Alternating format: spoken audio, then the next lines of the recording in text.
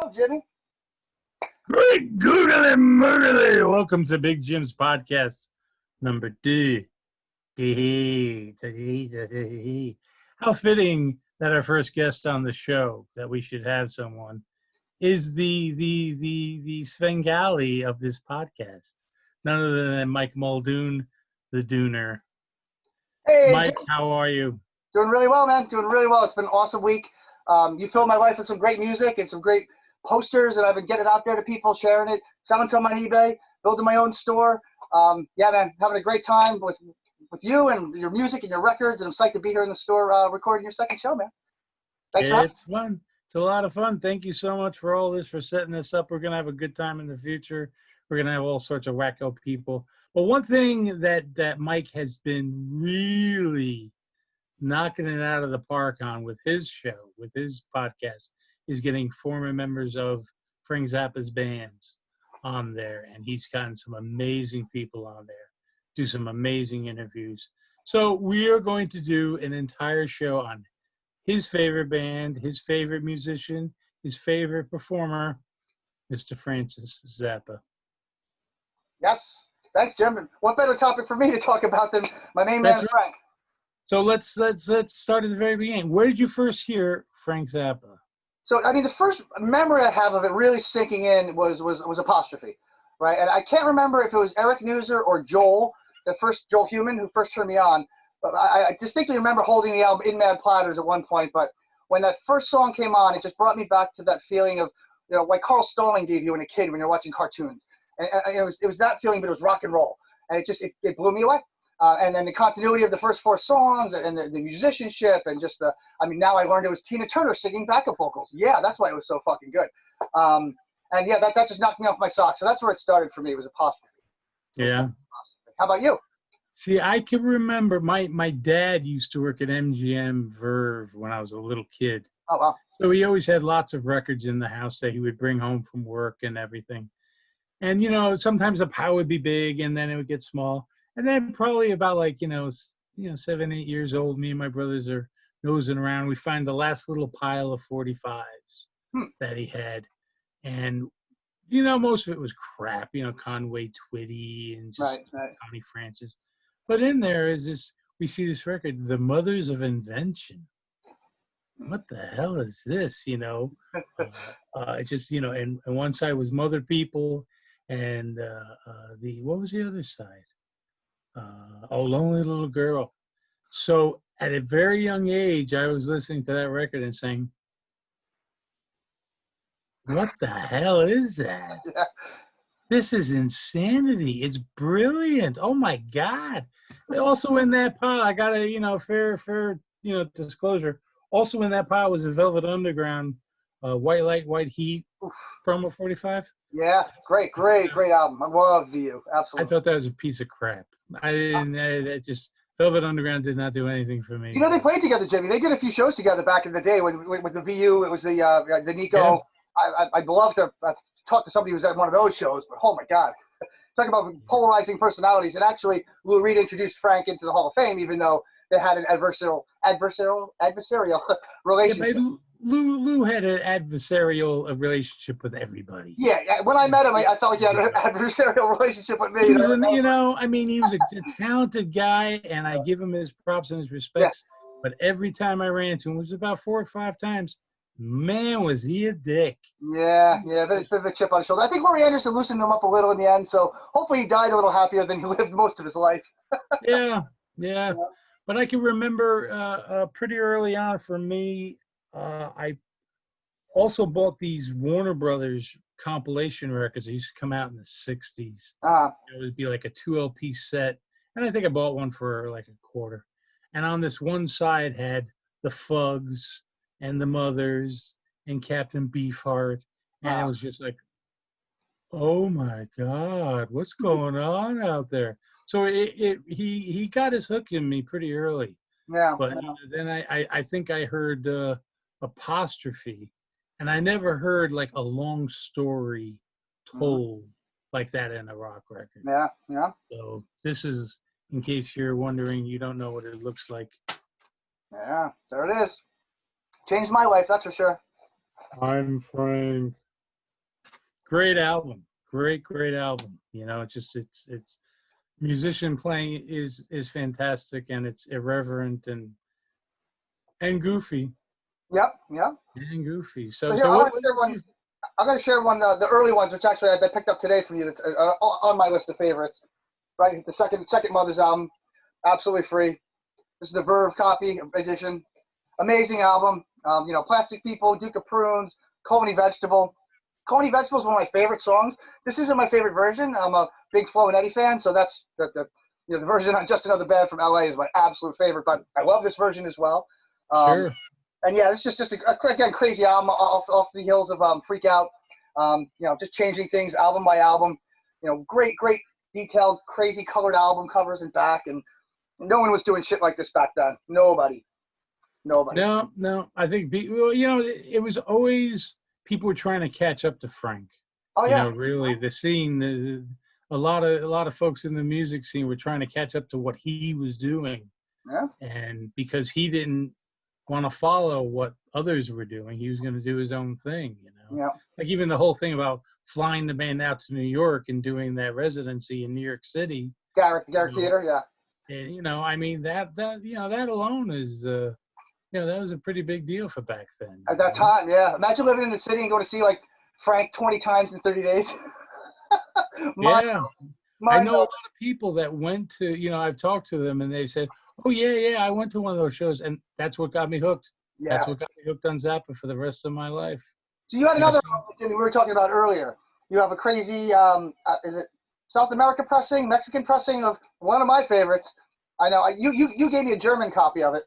I posted that on Zappa Collectors today. A great Facebook group. Anybody who has a good series Zappa collection, you should look it up. It's awesome, run by an awesome group. Yeah, happy to be a member of it. Jim, we got to get you on there so you can start sharing some of your gems. Oh, there it is. Look at that glossy cover. Yeah, it was pretty cool the way, you know, in Europe, they always used a very strong glossy print over the cover as a protection. It's almost like a protective wrap. And they stopped doing it about 71, 72. I don't know when they stopped in Mexico, but like that high gloss, oh man. Right. Yeah, the German one I have is glossy too. Progressive rock. They had to put a label on it because nobody knew what the fuck it was. Yep. Everybody wants to bring that home to mama. And it's on the, you know, it's kind of neat. You know, it's on the old fashioned Reprise label too, which is, right. You know, most of the Zappa records were not. You know, I think the titles are in Spanish, right? And the titles are in Spanish, yeah. That's awesome. Yeah. Totally. So awesome. I mean, Zappa was even a dude in Mexico, man. Back then, he was happening. He was really a happening. You know, he got his stuff out there. And he got his attention because he was doing stuff that no one else was doing. So of course. Naturally back then, you know. Talk about stuff no one was doing. There's another one, Uncle Meat. This one took me a long time to get into. I remember when I was first listening to Frank, I kind of avoided it, and like I still have some more deep diving into it to do. But yeah, what an incredible album, double album. Yeah, I'm excited to get the needle on this one and listen to it when I get home. Any thoughts on Uncle Meat, Jim? Just another one of those classic records. You know, I mean, for me, the biggest problem with Frank is that there was so much, right, that I almost have to like concentrate on a different album, you know, and then just say, okay, I'm just going to listen to this album for 2 or 3 weeks, you know, over and over again. And, you know, I did that with all of them, you know, over the years, that's for sure. But it's a lot to take in. And I mean, people say, well, which ones are better than other ones? And I'm like, well, you know, even the not so good ones are still pretty damn good. You know, well, it depends on what kind of mood you're in, right? I mean, his music is so varied, you know, from sure. orchestral pieces to, you know, the early Mothers to the, you know, 84 band. It's very different. And you know, once you're in it, you know what kind of song or from what period fits, you know, what mood. I guess if you're as crazy into it as I am, you think about shit like that. Most people don't, but yeah. Yeah, and then there's even the listening to the mono and the stereos because they did have slightly different mixes. Right. So that's always interesting too because, and I always wonder, you know, because I mean, I know that with certain groups, it's very it's very well known, they mixed the album into mono. So that's the way the group wanted it. Right. And I always wonder, what did Frank want? Because, some of these records were done in mono. Did he do both mixes, or was he just there for one? And because a lot of times they would record the album in mono, and then like an engineer, for the record label or the recording studio would do like a crap stereo separation thing. Right. And just say, yeah, let's put this there and that there. That's fine. Okay, let's go. And yeah, that sucks. All right, so I'm going to show another one. This is probably one of my top three, mostly or partly because of the movie. 200 Motels, picture disc. Oh my God, I'm so excited to have a picture disc of this. Me and Eric Newser watched this, Jim. I would estimate between 30 and 40 times after school, hanging out, just, hanging out after school, you know what I mean? And and we would just watch this movie over and over. And the unmitigated audacity for Frank, 6 years into his career, to have a Beatle, Ringo Starr, play himself, play Frank Zappa, dress up like him, goofy, have Keith Moon, the drummer from one of the biggest rock bands in the world, play a nun wigged out on Quaaludes, and to get the two possibly biggest singers in the world from the Turtles to be the singer in his band, singing inappropriate, I guess, what people would have deemed it, crazy, whacked out lyrics. Penis dimension, Oh my God, it's this album, and it's now I can see, yes, it's not woke. A lot of people would watch it, listen now, and if I listened to it for the first time ever, I would probably feel differently too. I fell in love with this when I was 15 years old, when I was in the midst of my dick joke fart humor, and this album the album struck deep. Magic Fingers, Daddy, Daddy, Daddy, Mystery Roach. They just, she painted up her face. Like some of the most crazy psychedelic music ever to come out of somebody who doesn't do psychedelics or get high. Crazy album. I love it to death. Jim, any thoughts on 200 Motels? Well, it's funny. 200 Motels, between my current store, the Big Jim's Records in Buchanan, come on by and buy the records, and my last store up in Cold Spring, 200 Motels was always the record that nobody wanted. Jeez, they're crazy. And I was like, why don't you want it? It's such a great record. It's just as good as, it's just insanity, and they're like, oh, just too much to take, man. Just too much to take. And I said, well, then you're doing too much at a time. You gotta slow it down and take a little nibbits, little samples of. Yeah, I don't know, man. I love that one. I love it. So what else you got up there, Jimmy? You have any other good Frank records to talk about? But you know what I wanted to talk about? I want to talk about any interesting, because you've seen Frank live. No, I've never seen Frank live. I've always seen Project Object and members of the alumni. I've seen Ike Willis 15, 20 times. I've seen Nappy. I've seen Bonk, Don Preston, Ray White. I've seen a bunch in the cover bands, but I never saw Frank. Never saw Frank. You did, right? I saw him twice. The last two shows at the Beacon. Well, not the last two tours. They were both at the Beacon Theater in New York City. Okay. And so tell us about them. Let's start 84 or 88. Is that what you saw? 88 and 88 was the last tour. It must have been 84 then. Yeah, it must have been. Yeah. 84 was that was 80. We all know why 88 was not the best tour to see Frank Zappa on. Unfortunately, that was very sad. Just watching him sit there and not do anything. He wasn't even conducting. Yeah. And that was kind of sad. But the 84, oh my God, it was just, you listen to what he was playing. You don't know half the songs because he's always bringing out new songs and obscure songs, and but it still was like, wow, I feel like I'm at the Roxy in '73, man. This is just, and it's just that same vibe of this insane asylum on stage, just going off and just performing this stuff. It was just fantastic. And seeing Ike, I was always a big fan of Ike Willis's voice, so that was pretty cool too. Well, I talked to him yesterday. I'm hoping he's gonna be on my show in the next week. Hopefully this weekend. And hopefully with video. The first time it was a phone interview. But hopefully we're gonna have him up on Zoom and hopefully get people to see Ike and hear part two. Right? He only told me part one of the saga when he sang Carolina Hardcore Ecstasy and Bimbles of My Love for Frank in the dressing room. So stay tuned. I'm gonna be working on that really soon. Really soon. That's cool. Yeah, that is cool. For that. But one thing I also want to talk about too is that a lot of people right now are not paying a lot of attention to Frank Zappa.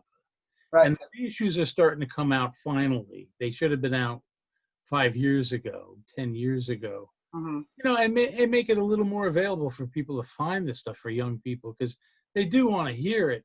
And I certainly hope Frank gets the attention he deserves, because I see some of the other artists that people are just wetting their pants over, and I'm like, listen to Frank Zappa. Well, I'm doing my best. I'm doing my best. Jim, I got David Hasselhoff and Michael Knight and Kit to say Frank Zappa, to say listen to Frank Zappa. Right? I got Gary Holt. Who else? Marky Ramone say great googly moogly. Right? I'm doing my best to fire up the Frank love light and get people excited about it again. And yeah, I want to bring a lot of people to the Zappa items you have in this store. Right? The guy who leads the Zappa collectors, he's told me a couple of things he's looking for. Maybe hot rats. He collects hot rats issues. Maybe he needs that Mexican one. Well, there it is. He might be on my show later tonight. Well, I got to go digging through more of my stuff in the back, because over the years, I always worked at record stores that had Frank Zappa records, and they were always very bountiful. Right. And, I even remember 15 years ago, you could buy any of his Verve 45s for, $15. Wow. They really weren't much, $8, Times they were changing. I was grabbing up whatever I could. It was the European ones; those were always more expensive. Yeah. The early Europeans. The later Europeans, those are pretty common. But I look forward to digging through what I have in the back, because I think I have some pretty interesting things. Wow, you keep me in mind, buddy. So I want to get to our grand finale, but before I do, you pointed out something back here that's next to me. Anywhere I go in here, it's like a fucking museum. There's some artifact next to me that's just ridiculous. So. And the reason I wanted to show this is for Joel Human, because Joel, I know, loves Robert Crumb. Used to talk about him a lot. So there's this was sitting next to me. Tell me about this, Jim. I have that in his store. I had sold that to him to sell in his store, I think, that one. Pretty awesome. Crumb. When he moved to France, after the whole thing where he traded that house he traded a house in France for sketchbooks, and he moved to France. He found this little record store in over there that was close by to him that only sold 78s, and they convinced Crumb to do those prints, so they would only make like 200 a week. They're beautiful quality, beautiful quality. That might have to come on with me some month. I need a Father's Day present, Andy. Yeah, those are pretty cool. Yeah, look at that. Really cool. All right, so when we first got together and kind of reunited 2 weeks ago, Jim, you told me about something you had in your collection, and I eventually saw it, and I was like, oh my God, because it's something I'd never had. So I want you to go first. With what you shared me. Give me the story of how that came into your life, and then I'm going to talk about my special artifact. And this I got this. It's probably about 80. Oops, I'm dropping things here. It's probably about 86.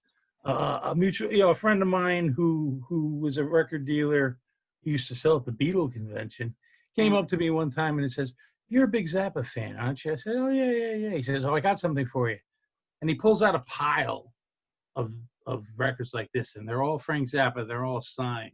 He says, "Here, you can have this one." Oh my gosh! He had just met him before coming out to New York from California, and he had given that to me. But see, at the time, Frank Zappa autographs were selling for maybe $30, $40. They really didn't. Right. There wasn't really much of a market for them back then. And that's the later signature, right? Just for note, it's the Frank with a Z, right? Early in his career, he would do an F Zappa, or sometimes a little more of the Frank, but yeah, this is a little more of the Frank. Yeah, a little more Frank than Beans. Yeah. So I was starting my store, and doonersworld.com. Please visit it after you come to Big Jim's Records. And I had to have my Zappa autograph, right? So I went out and I found a copy of the book, hardcover, first edition, and inside it on page, fittingly enough, it's on the picture where Frank was just getting ready to end my favorite period of the Mothers, right? So Flo and Eddie, they were in the band. Frank got pushed off the stage in London, got injured, he was incapacitated, and Flo and Eddie's band never came back after that. So I have this page signed by the maestro. Yeah, I did cry when I first got it. Yeah, it does mean a whole lot to me, and I'm really excited to have it. It is in my store, in my boutique store. It's for the price I paid for it, which is a lot of money. So if someone else had to have it, I could share it because there's other autographs. There's a version of Just Another Band from LA, my favorite album with a perfect F Zappa signature, the old one, framed for $500 on eBay. So again, Father's Day gift ideas. I'm open. But yeah, this means the world to me. Frank means the world to me. Jim, you've helped bring more Frank to me, so that just means so much to me. Having a great time, digging through your artifacts and trying to, I'm already getting stuff out to people, posters and records, and sharing the love. I'm going to keep doing it. We're going to keep getting you online, get more people watching your show, listening to your podcast. That's awesome. Yeah. We're going to have some great people on, and if they need more information about the store, they go to bigjimsrecords.com. Yep. Or just look for Big Jim's Records on Facebook. Yeah. And follow us, like us, and we'll be posting things there and interesting things. And that's also where you can follow the podcast as well into the future. So. Yeah. And if anybody has any questions, you can't get to Jim, come to me. I can get to him most of the time. But yeah, we're here to have a good time, celebrate rock and roll, jazz, blues, rap, metals, everything, all music. There's something in this store for everybody. There's actually, I can guarantee there's 10 things in the store for everybody. So contact us. Let's see what we have that you probably can't get anywhere else in the world. And let's have some fun doing it, right? So thanks, Jim, for having me on, man. Thank you very much. It's been a pleasure. And we're going to be back next week. We will. And remember, save Ferris. Save Ferris. He still needs money. Save him. Save Ferris. Why? He's changed his name to Dooner. So just give all the money to Dooner that you're going to give to Ferris. Is that what happened? Oh, I missed that one. I forgot to read that issue of Teen Spirit magazine. All right, well, we'll see you soon, Jimmy. Thank you, man. Peace out, everybody.